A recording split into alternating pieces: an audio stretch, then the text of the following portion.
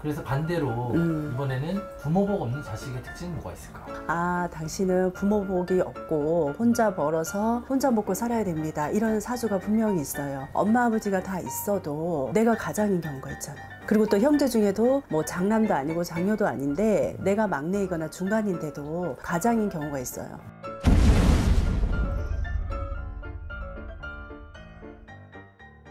선생님 안녕하세요. 네, 안녕하세요. 자식복 없는 부모 특징. 요거 지금 영상 네, 문의 많이 와요. 떡상 이런 단어 써서 죄송합니다. 네. 그래서 반대로 이번에는 부모복 없는 자식의 특징은 뭐가 있을까? 부모복이 없는 자식. 가장 기본적인 거는 이제 우리가 상담을 할 때 사주를 딱 놓고 보면, 아, 당신은 부모복이 없고 혼자 벌어서 혼자 먹고 살아야 됩니다. 이런 사주가 분명히 있어요. 그러면 부모가 있어도 그냥 있을 뿐이지, 나를 낳아준 부모일 뿐이지, 우리가 이제 부모복이 있다고 한다는 거는 어떻게 보면 부모님이 나한테 뭐 물려주는 재산이 있다든가 경제적으로 굉장히 좀 이렇게 힘들지 않게 도와주며 부모복이 있다고 이렇게 볼 수가 있잖아요. 근데 이제 사주에 그렇게 부모복이 없는 사람은 타고날 때부터 없는 분들은 분명히 있어요. 그리고 또 뭐 내가 금수저라고 해도 부모가 굉장한 재력가라서 내 자식한테 물려줘서 그 자손이 그걸 지키지 못하면 그 또한 저는 부모복이 있다고는 보진 않아요.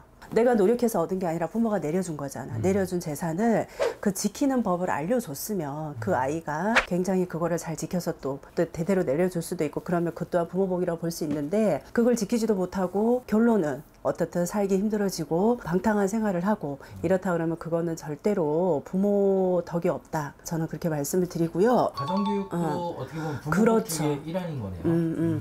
우리 요즘 뭐 나이만 먹었지 어른 노릇 못한다 그런 말씀 많이들 하잖아요. 자식을 낳았으면 자식이 제대로 살아갈 수 있게끔 교육을 해주는 것도 그 또한 저는 부모의 의무이고, 또 어떻게 보면 그 또한 나의 부모의 덕이다 이렇게 볼 수가 있어. 본인이 잘 살아가는 것도. 그리고 또 한 가지를 보자 그러면 엄마 아버지가 다 있어도 내가 가장인 경우가 있잖아.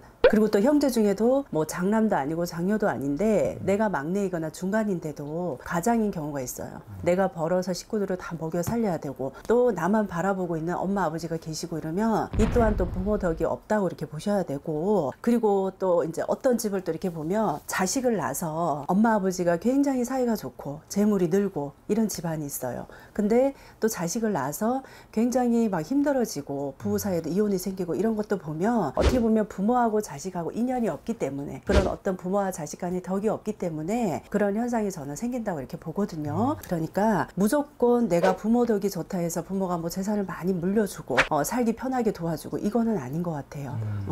그리고 또 그 사주도 사주지만 그 사람의 어떤 신체적인 여러 가지 조건을 봤을 때도 딱 와서 손님을 봤을 때 우리가 이제 관상도 보게 되잖아요. 그죠? 관상도 보게 되고, 그리고 또 이렇게 우리가 웃을 때 보면 입꼬리가 이렇게 올라가는 사람이 있고 입꼬리가 내려가는 사람이 있어요. 근데 또 입꼬리가 올라가다가 이렇게 처지는 분도 있어요. 근데 이제 전체적으로 입꼬리가 올라가면은 괜찮겠지만 올라가다 처지거나 아니면 웃었을 때 입꼬리가 이렇게 내려가거나 또 굳이 웃지 않아도 그런 인상인 경우가 분명히 있거든요. 이런 분들도 보면 본인도 굉장히 힘들면서 부모 덕이 없어요. 그래서 저희가 물어보면, 아유, 당신은 부모 덕이 없습니다. 네가 벌어서 네가 먹고 살아야 되고 공짜가 없습니다. 이러면 맞다고 그래요. 그러니까 자기가 거울을 보시고 또 내 자식이 있다 그러면 자식도 좀 이렇게 아이를 지켜보세요. 입꼬리 부분이 어떤 식으로 움직이는지 거기에 따라서도 내가 부모덕이 있고 없고가 좀 이렇게 갈라질 수가 있어요. 그리고 우리가 이렇게 손을 보면 칼손이라고 해서 이렇게 길게 길쭉길쭉한 분도 계시고 마당손이라고 해서 이렇게 되게 손이 짧거나 뭉퉁한 분이 계셔요.